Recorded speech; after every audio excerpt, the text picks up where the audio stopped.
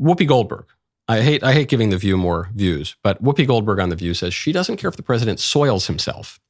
She is voting for Joe. So, I mean, listen, I'm just going to add my 2 cents because I wasn't here on the day that y'all talked about it. I don't care if he's pooped his pants. I don't care if he can't put a sentence together. Show me he can't do the job, and then I'll say, okay, maybe it's time to go. What does Whoopi Goldberg think the job is? The job of the president is to talk. That's the job. He's not there, fixing the Resolute desk. He's not putting screws in. He's not there welding. He's not there doing spreadsheets. His job is to talk. His job is to talk and inspire the nation and lead a political movement. His job is to talk to foreign leaders and preserve the world order and the American interest. His job is to talk to his subordinates and lead the government to effect his policies which he conveys by talking. That's the job. And to talk requires that one can think. David McCullough has this great line. He says, to write well is to think clearly. That's why it's so hard. But we're not even asking Joe Biden to write. We're just asking him to talk, and he can't even do that. I get the Whoopi Goldberg point. That the liberal streamer Destiny made this point when I was on Piers Morgan's show with him. He said, I don't care if Joe Biden's an urn, I'm going to vote for him. And I get that degree of partisanship. I think it's a little silly, but I understand that degree of partisanship, which is, well, I just hate Trump, and so I'd vote for a cadaver over Trump. But Whoopi's point here is even more bizarre.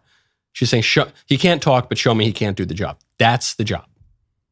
And he manifestly can't do it. That's why the Democrats are in this horrible predicament. There's so much more to say. First, though, Saudi Arabia recently ended its 50-year petrodollar deal with the U.S., which has the potential to weaken the U.S. dollar. Since 1974, Saudi Arabia has sold oil solely in U.S. dollars. This was huge for our global economic dominance. If there is less demand for the U.S. dollar, what happens to its value? It is important to diversify some of your savings into gold, and you can do that with Birch Gold. Now, right now, oh boy, am I excited about this. Qualifying purchases by July 31st are eligible to get a one-of-a-kind, limited edition golden truth bomb, something you've always wanted. The only way to claim your eligibility is by texting Knowles to 989898. This is too heavy. I'm not even going to hold it for the rest of this discussion. Protect your savings by diversifying away from the U.S. dollar with gold. Text Knowles to 989898. Birch Gold will help you convert an old IRA or 401k into an IRA in gold for no money out of pocket. Right now, qualifying purchases will get a limited edition golden truth bomb. Text Knowles to 989898. That is Knowles, Knowles, to 989898. A big free speech case just came down. And conservatives are going to be tempted to think of this as a win for our side because it's supposedly a win for free speech. And it's not. It's a big loss. A federal judge just ruled that a woman who had an F them both 2024 sign installed on her front lawn is able to keep the sign up. It's not an obscene sign. She doesn't have to take it down, even though her neighbors don't like it. She doesn't have to pay a fine. It's totally fine. F them both is her political view. And there it is. You can see a picture of the sign if you're watching the show right now. It's kind of funny, but it's vulgar because it doesn't just say F. It's a vulgar word. And call me old-fashioned. If I were in that neighborhood, I wouldn't want my kids to walk by a sign like that. I wouldn't have to look at a sign like that because it's degraded and it's déclassé and it's going to lower my property values and it's just ugly. I don't need that around me. I want to live in a nice, beautiful neighborhood, and that's why I'm a defender of HOAs. I think that we have a political right to live in nice neighborhoods. Frankly, that was a big part of Donald Trump's 2016 campaign. It irritated the individualists and the libertarians, but Trump said, I'm running for president because I want you to have a good, safe neighborhood, a nice, beautiful, safe neighborhood, and I want you to be able to have just a good way of life, which was extremely conservative, very traditional. Yeah, it's basic stuff. I know they don't write that in the white papers that come out of the libertarian think tanks, but that's actually a good answer, and that's what most people want. Unfortunately, this court just said, no, she has a right to make your neighborhood ugly and vulgar and degraded. Why? Well, in fairness to the judge, because according to the current test for obscenity, that sign is not obscene. Because the current way that we determine obscenity, it's called the Miller test. It comes from 1973. 1973, which gave us a lot of bad court decisions, notably Roe versus Wade.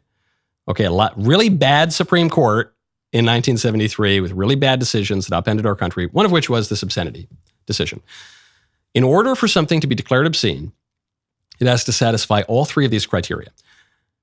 The average person applying contemporary community standards would have to find that the work taken as a whole appeals to the prurient interest. That is, it has to arouse lust in you. The sign doesn't do that. Whatever you want to say about the sign, it's not sexy. Second thing that it has to satisfy, whether the work depicts or describes in a patently offensive way sexual conduct or excretory functions. It does do that. Just the first verb there, I guess, does describe a sexual function. And then number three, whether the work taken as a whole lacks serious literary, artistic, political, or scientific value. I would say it certainly does.